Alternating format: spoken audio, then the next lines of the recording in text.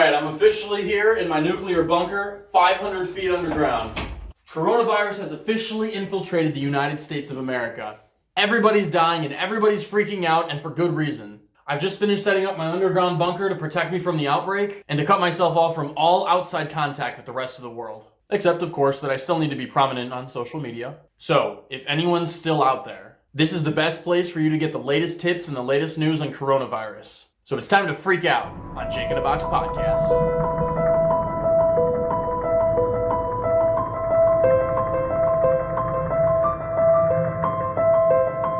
So the world is falling apart right now. Coronavirus is the worst thing that has ever happened in all of human civilization. It's on the same level as like the Black Plague, or Ebola, or bird flu, or Y2K, or Windows Vista, or movies like Cats and Avatar: The Last Airbender. Or that one time my sister fell down the stairs and blamed it on me and told my parents that I pushed her down the stairs, and they believed her. Liar! Liar! Get back, witch! Everybody is literally turning into zombies out there. Don't let them touch you or you'll turn into a zombie too. Just stay away so you don't get down with the sickness. Because of all this, the world is just falling into chaos. Toilet paper and hand sanitizer are selling out. Offices and warehouses are being totally shut down. All the kids out there are crying because school is basically canceled permanently.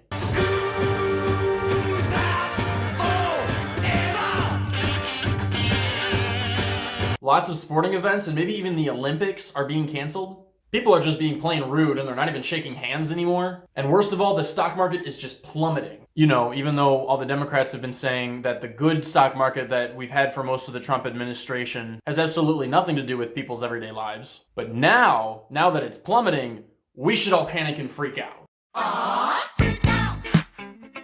You freak, says she. Freak out! Aww, freak out! Our everyday lives have been changed forever. That's why I've decided to hunker down in this bunker. At least until the next Marvel movie comes out, then maybe I'll go out and risk it. But in the meantime, I've only packed the absolute essentials that I need down here. Just leave me some ammo, a little water, some chips if you have them. Calm. Okay, all right. Alright, so yep, I've got water. I've got lots of different kinds of chips that'll last me forever. I don't have ammo, but I mean, I have this like saw thing, so I could probably fight off a couple zombies with this. I've got my Bible so I can spread the gospel like a virus. Absolutely no pun intended. I've got my totally manly fresh fruit slices candle for warmth. I've got my Pokedex in case anything important comes up. I've got all my Pokemon cards because when money becomes completely useless, these things will be priceless. I got a lifetime supply of hand sanitizer. These things are literally selling for like $300 on Amazon right now, so I'm basically rich. I've got my Nintendo DS in case I get bored. I've got a flamethrower in case the saw doesn't work. It's even got a little scope on it.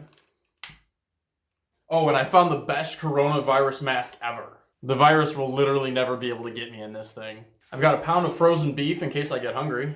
And last but not least, I have a lifetime supply of Corona. It makes sense, it'll protect me from the coronavirus. This is a load of barnacles. I heard that!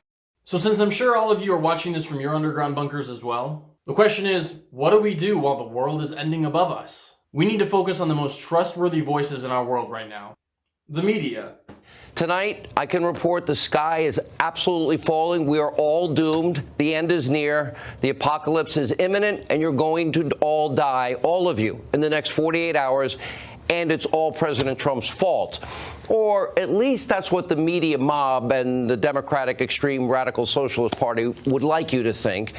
And look, the media is always right about the end of the world. Remember Y2K? 2012? Trump's inauguration? Here's some of what the media has been brave enough to tell us about the coronavirus. It is what I call an economic pandemic, and that is it's global in scope, and our efforts to contain the virus and stop the spread of it means shutting down factories, shutting down schools.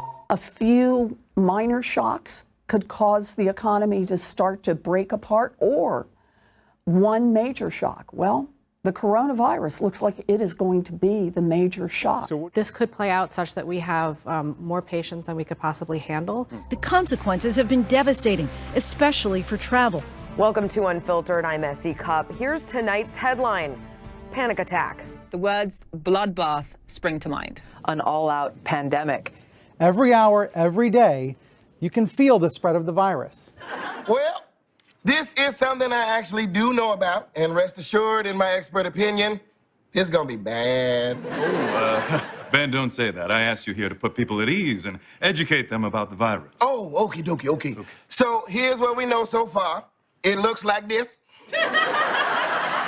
As you can see from his sharp teeth, he's a nasty little thing. In other words, we're all gonna die. It seems like every day we're getting reports of a new community or a new country that has an outbreak. There's always another one.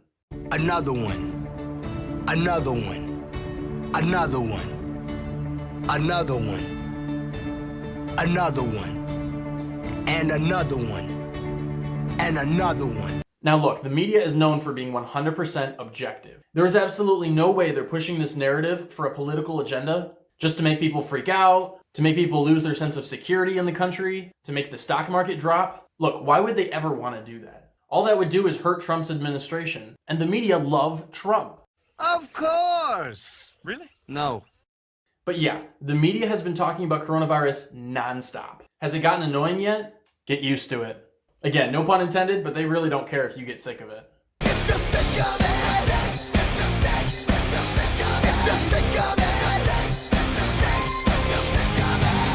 Okay, so the media has completely convinced me. It is the Walking Dead out there, and it's definitely the end of the world. We need to stay in, bunker down, and never see or touch another human being ever again. We need to hide from this virus. Look, I've got lots of kids up there right now, but there was no time. I couldn't save them. They're lost. Like, they're gone. But if you can, don't just hide yourself. Hide all of your family members and keep them safe too. So y'all need to hide your kids, hide your wife, and hide your husband. Okay, so that's the media. On the other hand, we've got the Trump administration. So first off, Trump put Vice President Pence in charge of handling the coronavirus. Check it out. That I'm going to be putting our Vice President, Mike Pence, in charge. And Mike will be working with the professionals, doctors, and everybody else that's working. The team is brilliant. I spent a lot of time with the team over the last couple of weeks, but they're totally brilliant, and we're doing really well. And Mike is going to be in charge, and Mike will report back to me. But he's got a certain talent for this, and I'm going to ask Mike Pence to say a few words, please. Thank you, Mike. President Trump's made clear from the first days of this administration we have no higher priority than the safety, security, health, and well-being of the American people. And I look forward, Mr. President, to serving in this role, bringing together all the members of the Corona Task Force that you've established, the HHS, CDC, DHS, the Department of Transportation, and State.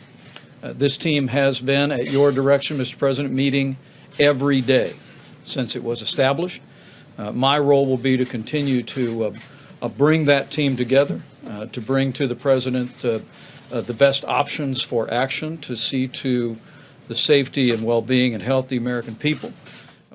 Dude, Pence isn't even a doctor or a scientist. Does he even believe in science? Like, look, Pence was caught on camera one time praying. That's just 100% proof that this guy doesn't even know what science is. What, does he think coronavirus only affects Christians? Is he trying to heal coronavirus for just Christians? Is that what he's trying to do? What a bigot.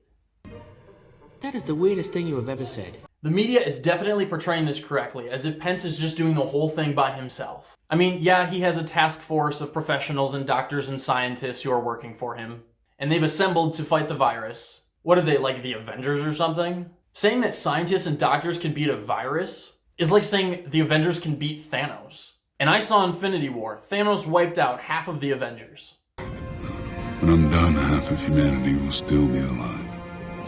And the virus is going to wipe half of us out too if we don't take this seriously. Trump recently signed a bill to spend $8.3 billion to fight coronavirus. $8.3 billion? Like, is he even trying? You look at that $8.3 billion and you tell me Trump is taking coronavirus seriously. Like, it's just not enough. I think what we need to do is hand emergency powers over to Trump so that he can deal with this issue. That way he and Pence can use all of the resources at the government's disposal to get the job done. I mean, it worked for the Galactic Senate when they handed over emergency powers to Sidious.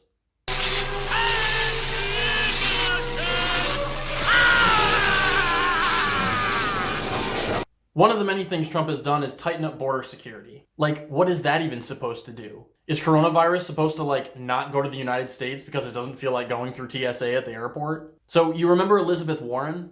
Can you paint with all the colors of the wind? Yeah, well, she's the Native American super persecuted minority who just dropped out of the race to be president. But before she dropped out, she had this to say about the coronavirus. The way I think about this is first we think about allocation, kind of our overall approach.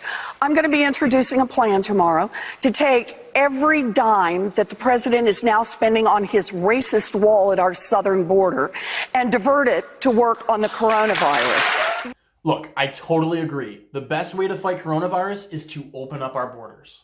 Like, let's just let everyone in the world come to the US. We can just build a little safe haven here in the United States. And then everyone will be perfectly safe. Guys, it makes perfect sense. That's not how it works. That's not how any of this works. Okay, now I know a lot of you laymen out there don't exactly know much about the virus. So here's some essential information about the coronavirus. Okay, so first of all, no, it is not called coronavirus because you get it from Corona beer. Obviously, that's dumb. Obviously, the beer is named after the virus because that's how you fight the virus. Everyone knows that alcohol is a disinfectant. The more Corona you drink, the less likely you are to contract the virus. That's right, I'm a genius. That's why I stashed my bunker with a bunch of these babies, so I never get sick. What you just said, that's gobbledygook. Okay, that can't be true. Okay, also, the technical term for coronavirus is COVID-19. Oh crap, 19? You mean there's like another 18 of these out there? Or does that mean like it's on level 19 and it's just growing and evolving like a Pokemon? So then what happens when it gets higher and higher? And what if we get all the way to like COVID-66 or something? Execute Order 66. Yes, my lord. Alright, another fact. The disease can be spread in a lot of different ways. By touching people who are affected, by breathing on people, by washing your hands less than once a month, by eating raw meat with a friend, by eating bats with rabies. Some experts think you can even contract it by sharing Netflix accounts with somebody. What? Okay, let's talk numbers. Okay, so the mortality rate or the death rate is the number of people who have died from the coronavirus compared to the number of people who have contracted the disease but have not died from it. The mortality rate of coronavirus is a whopping 3%. That's massive. That means if you take 1,000 people who are infected, you should be expecting that about 30 of those people will be dying. Well, somebody better be dying. I'm dying. Okay, now granted, that number is partially inflated by the fact that a lot of these deaths occurred in China, which has an absolutely terrible healthcare system. So if people aren't getting good medical care and good doctors, the mortality rate is going to go way up, even if medical care in other parts of the world are technically better. But man, this really makes me wish that we lived in a socialist country. Wait a minute, no! And also granted, most people have such minor symptoms that they feel like they basically just have the regular flu, which means that a lot of those people never actually report it to a doctor. So there are hundreds, if not thousands of people who are not taken into consideration in the mortality rate, which means that the number is actually a lot lower than we think it is because we can only base it off of the people who report that they have coronavirus. So the death rate is actually way lower, and the number of people who survive is actually way higher. It's high. Let's get going. It's very high. And also granted, the mortality rate varies very much based on age and health. The death rate for people under 60 is less than 1%, and it's only about 0.2% for people under 40. Almost everybody who dies from coronavirus is either super old, or they have existing health problems like lung disease or cancer or diabetes or something like that. Meaning that if you're young or if you're healthy and you get the coronavirus, there's actually a pretty low chance that'll turn you into a zombie. So you're not completely hopeless. You're hopeless, Charlie Brown. Completely hopeless. Rats! But despite all these facts, we should definitely listen to the media. We're all going to die, we're all gonna turn into zombies, and the world is literally ending. You're gonna die. We're all gonna die. And that's exactly why I've decided to hide in this bunker for the rest of my life. Okay, so for those of you who are still out there, here's some tips I have for you to survive coronavirus. First of all, listen to everything the media says. Second, hide underground for the next 50 to 60 years. This is basically like an introvert's dream. Also, make sure you don't ever touch anyone else for any reason. Like, don't even shake hands, just kind of give the Vulcan salute. In fact, don't even touch yourself. Especially don't even touch your face. Like, our politicians have been giving us some really good examples of this. First, keep your hands clean. Today, start working on not touching your face because viruses spread is when you touch your own mouth, nose, or eyes. I've been looking around the room here. I can't tell you the number of you who've put your hands to your face in the last 20 minutes or half an hour. Washing your hands and not touching your mouth and your nose and your eyes. The common sense of washing your hands, not touching your face. Traditional rules of public health apply here. Just be smart.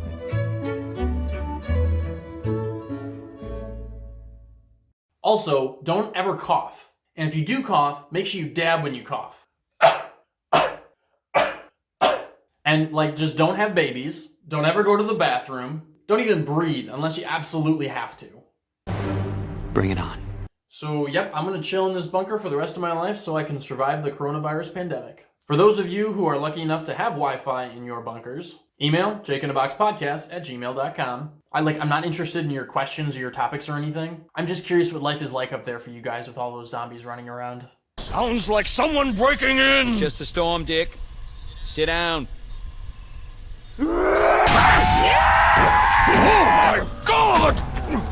It appears the Pentagon has been breached. Gentlemen, lock and load.